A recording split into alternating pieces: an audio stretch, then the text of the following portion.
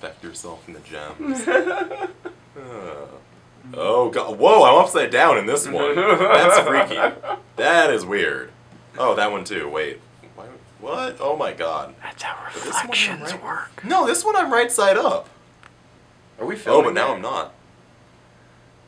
You see, and this is what I have to deal with. Like, we get these new toys in, and he just takes them, and he's gonna rub his nasty little fingers all over. Can you blame me? You tried to jam your hand in that thing before I even got to work today. Don't even lie. It's my Infinity Gauntlet. You know, technically it's the store's.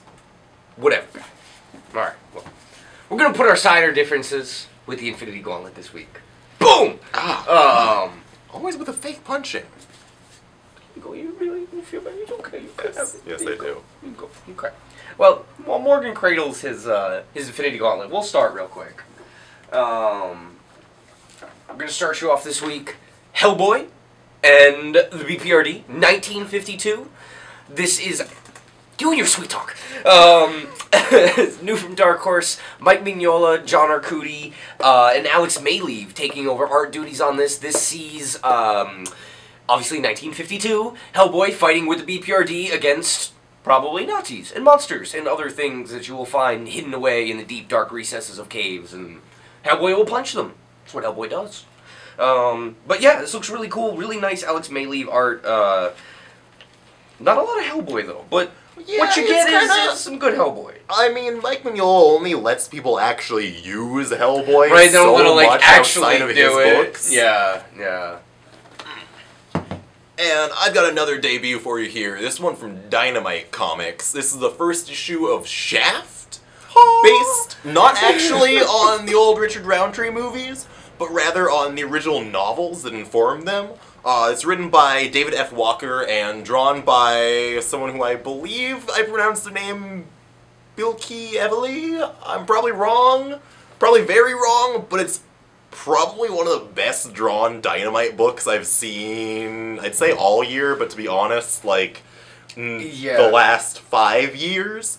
It's really good looking. It's a lot harsher than you would expect. Like, you know, I always talk about blaxploitation movies being gritty and tough and stuff, but, like, it's all pretty hokey. This is just kind of grimy. Like, there's some harsh language in here, to say the least. Just a little bit. This is a thing. It's called Crossed. This is 100 years in the future of Crossed. Crossed has reached the point where they're now creating their own highly convoluted continuity that hopefully will include time travel. I'm not sure. Can only hope. But Alan Moore returns to monthly comics, like monthly as in like a couple of months worth of comics, to write Crossed 100 years in the future. So, if you want new Alan Moore stuff, and you love Neonomicon, and you want more, I'm not promising that here, but it is Alan Moore. It is Avatar. Let's you never pray know it's not more Neonomicon. Right, that crap scarred me. Like, I don't know, man. That was some tough stuff. Oh, hey, speaking of scars, whoa! Ooh, it's 7 scars! Dang!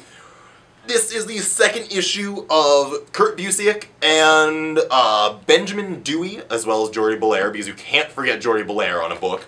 Their new ongoing series from Image, Tooth and Claw, after the devastating events of the first issue, you're introduced to this beautiful, thriving fantasy society with all these anthropomorphic creatures, and then it all gets blown to hell because too much magic.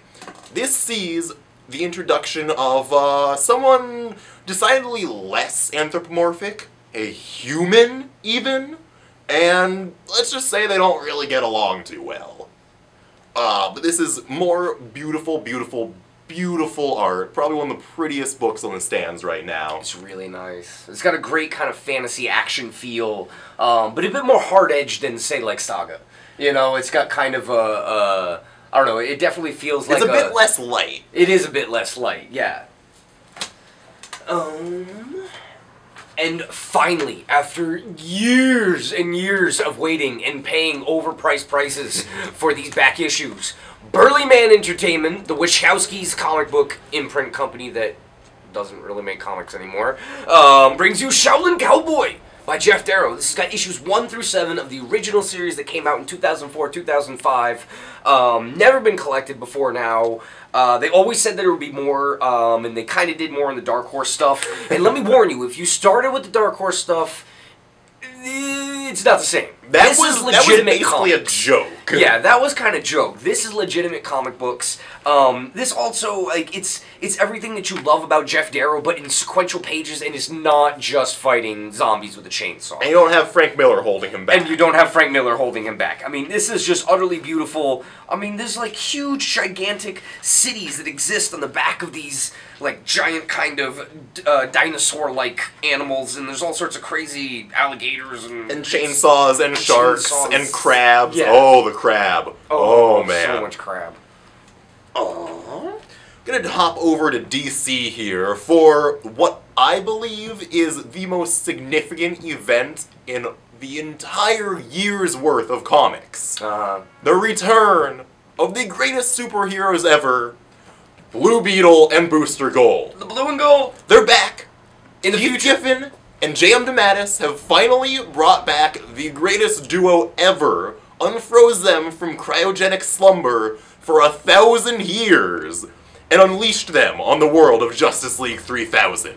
It's amazing. It's beautiful. It's drawn by Howard Porter, who's still delivering like some of the most underrated cityscapes in all of the future superhero stuff comics. in that is really good. It is really, really good. The color on that is really cool too. I like the color a lot. And there's a gross, grungy future Blue Beetle who totally has a mech. It's great. That's very cool. On the dirtier side of things, this little pink book called Just the Tips by Matt Fraction, Chip Zdarsky, better known as Team Sex Criminals, or whatever goofy... Sex Crims Brimp Club, whatever. I don't know. Yeah, it's too much. I'm not cool enough. Anyway, in the back of the issues, they had letters page where people would write in and ask about sex questions, and Chip Zdarsky would sometimes illustrate answers, Fraction would answer stuff. It has all been collected here, designed in this nice little kind of dirty book, which you could like almost put in your pocket, and when you're about to get lucky, you kind of like, Just like, oh, hold on a second. Hold on, I gotta what refer. is that? But yes, it has almost dozens of new jokes, as the creators put it, so there's at least some new stuff in here.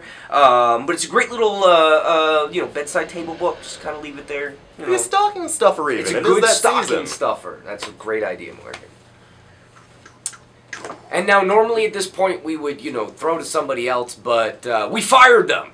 And it's just us now. It's true. We right. didn't like anyone else being on screen for like 15 minutes. No. It should just be us. We consolidated. In the fact, way it used to be. Yeah, the monkey's not even here. We just got this crap on auto. I mean, we just took his camera. So. See how much better it looks now? It's true. Got something else here. Another collected edition. Another sort of on the smaller side. Yes, like you said. Bat-Manga. Finally, after years and years of waiting for an actual collection of this stuff, instead of just Chip Kid being like, wow, look how cool all this stuff you've never seen is. You're like, what an asshole, Chip Kid. How are you going to show me this stuff and not, like, give me the actual comics? But DC is finally restored. I believe this is, like, 3 complete tales of the Japanese Batman by Jiro Kuwata. There's a super gorilla. There's Lord Deathman, the best supervillain ever. Trumino from the Morrison stuff. And there's, I swear this is like Weather Wizard or something, but that wouldn't make any sense. But it's Japan, so why not? I love his white eyebrows. And it's also only $15. It's a lot of comic. It's beautiful. Talk about really stocking is. stuffer. Oh my god, just too cool. Yeah. Well, Morgan geeks on that. We will move forward. Boom. That's right. That's Angela in a Marvel comic. No, Spawn is not near her. Having been in legal troubles for many, many years, finally now being given over to Marvel. You might have seen her in the Guardians of the Galaxy. This is Angela, Asgard's assassin, as she's been revealed to be Thor and Loki's sister, half-sister. Yeah, I still don't know how Some that worked. I relation. didn't read that. Yeah, I don't know. What I do know is that all she has is a belt. Apparently this is like this awesome warming belt, because she doesn't, feel any cold out in Bifrost Bridge, I guess, if you're Angela. But you've got Kieran Gillen, Marguerite Bennett, Phil Jimenez, and Stephanie Hans working on this. Stephanie Hans draws a short little kind of like, not really flashback Not in a here. backup, but it's referred to as a sub-story. A sub-story, yeah. And Phil Jimenez doing the art for the main thing, but obviously she's Asgard's assassin. Much like Loki is agent of Asgard. Clearly Asgard is consolidating their secret forces to fight against Nick Fury and the horribleness that is S.H.I.E.L.D. It's all connected. Oh boy. Speaking of weird secret stuff, can we say thank you, DC, for bringing back what was probably the hardest loss for me of the New 52? Secret Six, Gail Simone's Secret Six, which spun out of Villains United, was probably like, I don't know, that was one of my favorite books for as long as it was running. It was beautiful. Even when the art wasn't the best, like, the characters and everything, it kept me coming back. It was amazing. And now, finally, they have gotten the good sense to give Gail Simone the title back, and she's bringing Ken Lashley, who largely has been relegated to covers for DC recently, who's really upped his game, working with a new colorist. Who is it? Someone Wright. Yeah? Jason Wright. Jason Wright. And they really deliver an awesome setup for this series. It's really not the Secret Six that I loved, but it's new. It's a new take on it. And I like that. I like new things. It's good. It's good. I'm open to change, man. Good for you, Morgan. Good for you. Because not many people are. And also, they have awesome covers by original series artist Dale Eaglesham, because he is the best. And I wish that he was drawing it still. But, what are you going to do? And, wrap it up for me this week. Snake. That's right, Snake Plissken. One of the many faces of Kurt Russell badassness that is Kurt Russell. Escape from New York by Boom. Same people that brought you Big Trouble in Little China. Christopher Sabella, who has been writing Dead Letters for Boom, and Diego Barreto, who I think did Dingo for Boom, and maybe some other stuff. But yes, this is new stories, Escape from New York. Obviously, Snake Plissken is doing what he does best, which is beating up military people, and smoking cigarettes, York, apparently. Shooting, doing it only on page 3, and he's already stolen a helicopter and shooting missiles at people. So, I think this is pretty action-packed. If you've been digging, the Big Trouble in Little China stuff, what are you going to do? Say no to Snake Plissken? I don't think so. And my last pick here is, kind of continuing the scruffy adventure type theme. This is Tiger Lung by Simon Roy and Jason Wardy, originally presented in Dark Horse Presents. Oh, it was? Okay. This is a tale of survival in prehistory, back when, people lived in caves and worshipped weird old gods. Like this creepy, stretched out raven man and this big, translucent antelope thing. That's a really nice cover. Simon Roy just draws gnarly, hairy, visceral scenes, and it's just... He's all about prehistory stuff. Gosh, if you've seen his Prophet work, the first few issues where the original clone was just, wandering around the wasteland, being all gross, and, hacking monsters up, this is basically him going wild with that kind of stuff, and it's amazing. There's also a little sketchbook section in the back, and there's hyena men, and, cannibalism, and it's just a whole lot of fun, We love Simon Roy. His stuff is great. He's just a big, lovable guy that draws, weird, creepy aliens and stuff. Yeah. So, with that, I'm just gonna, this is my Infinity Gauntlet that I'm going to cuddle. Don't you wish you had one, too? You can get one. Only if you're worthy, though. I don't think it's a worthiness thing. It's not like the hammer. You kind of just gotta collect all the things. Really? I will see. It's more of a buy lots of things and then get something fancy than an actual have worth and get nice things. Then whatever, man. We'll see you guys next week. Hey, no, just kidding. We're not done yet. We're not? No, we're not. Stop reading comics. There's no reading comics in the comic book store.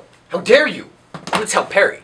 But I would tell him, but he's not here. And you know why? Because he's freezing his butt off over at the Westlake Center manning our cool little booth that we have, which is stocked with many cool items that are very shiny and are good for stocking stuffers and other Christmas presents. But mainly, you should go say hi to Perry because he's cold and grumpy. And you should go say hi. Maybe bring him a hot chocolate or chocolate. Buy something. Also me. I'm going to be there the next few days. Oh, that's true. You come bring Morgan something. Maybe buy something. Maybe bring him a pierogi. I really like donuts. He likes donuts.